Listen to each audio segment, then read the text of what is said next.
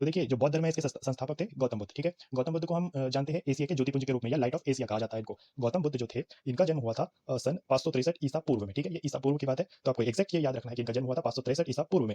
हुआ था इनका जन्म कपिलवस्तु नामक जगह है उसके लुम्बिनी में, ठीक है। कपिलवस्तु के लुम्बिनी में इनका जन्म हुआ था। इनके पिता का नाम था शुद्धोधन, ठीक है।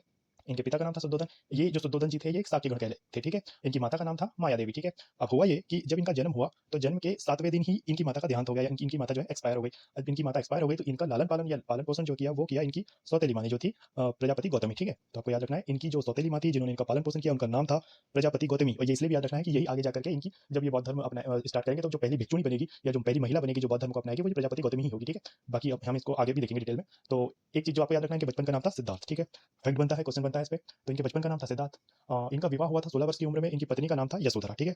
याद रखना इनकी पत्नी का नाम यशोधरा है, ये भी पूछा जाता है। इनका पुत्र था, इनके पुत्र का नाम था राहुल, ठीक है। भगवान गौतम बुद्ध के पुत्र का नाम था राहुल। अब देखिए हुआ क्या, एक दिन कपिल वस्तु जो उनका सिटी या शहर रहा होगा उस समय, तो उस कपिल वस्तु की सैर पर निकले वो, ठीक है।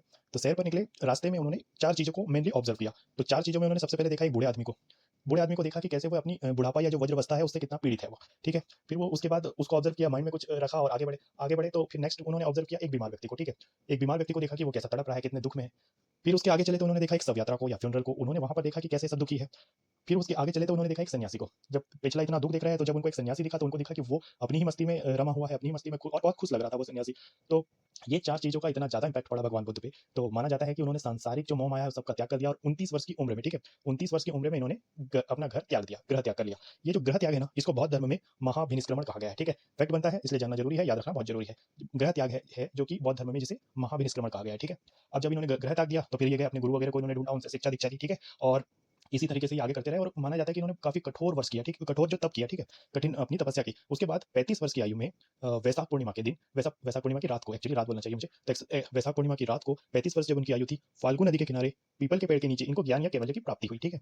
इतना सारा मैं डिटेल में इसलिए बोल के बता रहा हूँ कि इन सभी पे फैक्ट है और क्वेश्चन बनता है और बन भी सकता है, ठीक है, इसीलिए। और इस तरीके से आप सुनेंगे तो आपको याद भी रहेगा, आप क्लिक भी होगा उस समय। तो ठीक है, पीपल के पेड़ के नीचे इनको ज्ञान की प्राप्ति होती है जिसको कि कैवल्य कहा जाता है, ठीक है।